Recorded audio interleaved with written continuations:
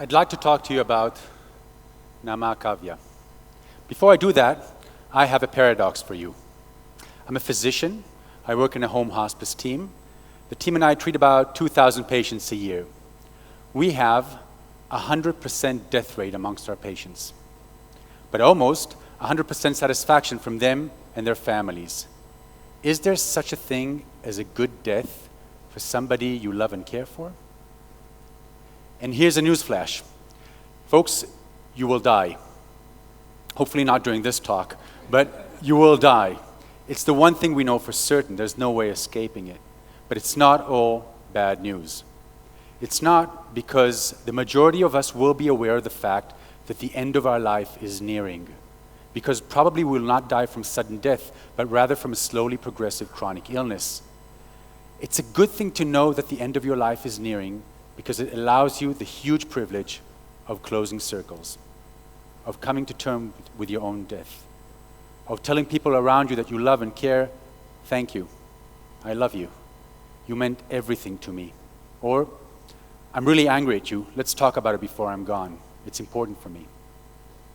The ability to do so is a huge source of self-meaning and worth, which allows people to die healed, if not cured, leaving friends and families sad, but much stronger.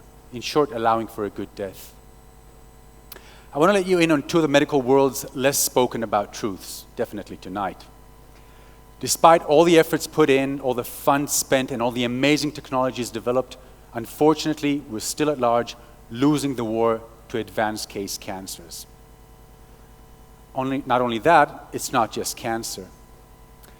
Patients with very advanced cases of end organ failure, like heart failure or lung failure, have a life expectancy similar to patients with the most aggressive cancers. We don't tell that to our terminally ill patients when they come to make crucial decisions about their own treatments. We are rarely honest enough with our patients to tell them that in a lot of the cases, the price they're paying for the treatments is a lot higher than anything they'll ever gain from it. We don't do it because we're so overwhelmed with the need to offer our patients to do something that we forget that sometimes the best option is to shift from doing to being, is to leave the world of medical examinations and tests and hospitalizations and re-enter the world of families and communities and fulfilling last wishes. I often find myself telling patients, terminally ill patients, in my palliative care clinic at the hospital, I tell them, go home. I tell their families, take him home.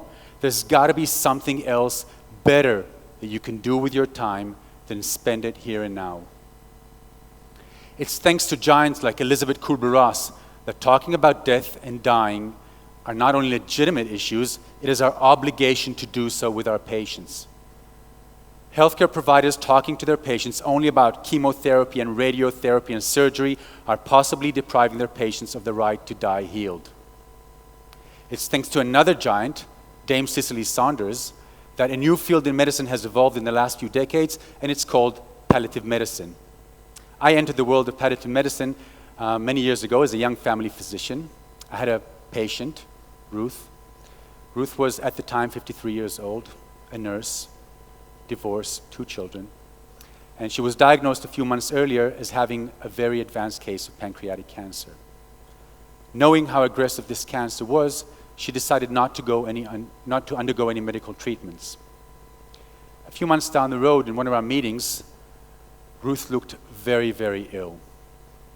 And I asked her, tell me, how are you coping? How are you doing? And she looked at me with amazing eyes of deep blue and jaundiced yellow and told me, Ron, I'm having the best time of my life. I had no idea how many good friends I have, and they're all taking such amazing care of me. I'm like a princess. Everything I ask for is being done. My wish is my command. People listen to what I have to say. Even my ex came back to treat me. But above all, I rediscovered my children. I found out that my children have grown up to be smart, beautiful, intelligent, loving, compassionate, giving young adults. They're everything I'd hoped them to be. And had it not for the illness, I would have probably not have noticed that. So I look at this time as a gift that I got. This short conversation with Ruth made me realize that there's a whole different perspective to end of life that I was completely unaware of, that nobody had ever told me anything about it in medical school. I know that talking about death and dying is very difficult for a lot of healthcare professionals. So I want to offer them a small gift. It's a tool that we've developed, and we call it the 3 Tell Me questions. Tell me what you know about your condition. Tell me what's the one thing you're very afraid of, and tell me what would make you happy now. They're called Tell Me questions because we're not interested in a simple yes-no answer, and they're definitely not simple WH questions. It's a story we're interested in, and patients have stories. Tell me what you understand about your condition. And when you ask this to a terminally ill patient in the room, with there are other people in the room present, people who love and care for this patient, you'd be surprised how many times this is the first time they realize this patient knows everything about his condition. And he also knows he's dying. Studies have shown that even terminally ill 3-year-old children know that they're going to die. Their entire behavior changes towards the end of life. Tell me what you're most afraid of. And not as expected, the answer is not the fear of death. These are people who have been sick for a long time. Death is not an issue. They're afraid of suffering, of being in pain, of being a burden on other people, and of being alone when the time comes. Tell me what would make you happy. And sometimes when you ask patients this question, you see a small, what we call a recognition smile. They go, And you know they're thinking, well, being healthy would make me happy. But they don't say it. Rather, they answer doable, tangible things. For example, making it to my grandson's wedding. Seeing the house I helped design a few years ago and I think is a masterpiece. Going to the sea for the last time. Or talking to my sister whom I haven't spoken to in 30 years. It's really important to me. They're all doable, tangible, executable things if asked at the right time, if given enough chance. It teaches us that today we're all so obsessed about finding solutions to questions that terminally ill patients are not concerned about. They're not concerned about issues of longevity and survival, but rather on issues of their quality of life, the comfort of their life, and the quality of their own death. Now, I'm a true believer in options, and I believe people should have the option of receiving excellent palliative care at the end of life in hospitals, but also in the comfort of their own homes. It wasn't long ago that death was considered to be an acceptable consequence of life, and people mainly died in the place where they lived, in their own homes. It's just in the last 100 years or so that death became an unacceptable consequence. It just shouldn't happen anymore. And for the few people escaping immortality, the most common place of death became a hospital or an institution. The paradox is that today, as opposed to 100 years ago, we have the medical technology and abilities to essentially eliminate suffering at the end of life.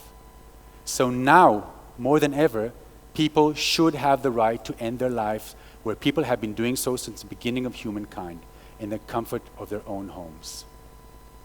To have this option, not just theoretical, not just on paper, but true option, to offer, for example, an end-stage ALS patient, an end-stage heart failure patient, an end-stage dementia patient, definitely cancer patients, to offer them true comfort at the end of life, we need to make sure we have an able, capable, equipped palliative team on call 24/7, 365 nationwide. There is no room for mistake. You cannot just not appear at the last hours. It's not an option. Now, I know that to have excellent palliative care in the community poses huge challenges, but I also know that it's a win-win-win-win-win situation. It's winning for patients, for their families, for healthcare providers, for communities, and for healthcare policymakers. It's winning for patients because it's their way that is being respected. It's their wishes that are being met. It's winning for their families because it's so much easier to take care of somebody you love when you know you're doing what they wanted you to do. And it also makes the bereavement period after death much more at peace. It's winning for our healthcare providers because it's a whole other set of toolkits that we have in our medical toolbox.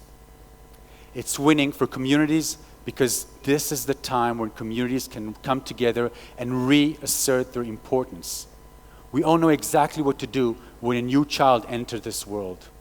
But a lot of us are baffled and confused when a child of this world leaves us. And palliative medicine is a win situation for policymakers because it's a rare example in medicine where the best medicine is also the least expensive.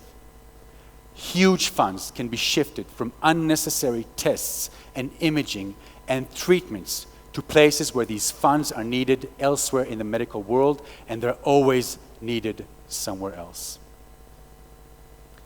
Now I want to tell you about Naama Akavia. Naama is my patient X. She's the one patient I will never forget for the rest of my life. I met Naama for the first time about 7 years ago. She was at the time 32 years old, brilliant young woman. She was diagnosed about a year earlier with having an advanced case of colon cancer. The first time we met was in a dark, quiet hospital room. Her entire family was sitting around her. And Naama looked at me and said, "I want to die. Help me die. I used to dance. I can't do that anymore. I used to do academic work, and I can't do that anymore. There's just no point." It turns out that she had woken up for an emergency surgery a few hours earlier because of bowel obstruction from the tumor. They essentially opened her up and closed her right back because there was nothing operable they could offer her. So I did the only thing I could do at that particular moment, and that is ask her the 3 tell me questions. Tell me what you know about your condition. As expected, Naama knew everything about her condition. Tell me what you're most afraid of. And again, as expected, she didn't want to suffer anymore. I asked her, tell me what would make you happy now. And she thought for a second and said, I'd like to finish my PhD. It turned out that Naama was really close to finishing her brilliant dissertation at UCLA on the work of the famous psychiatrist, Dr. Rorschach.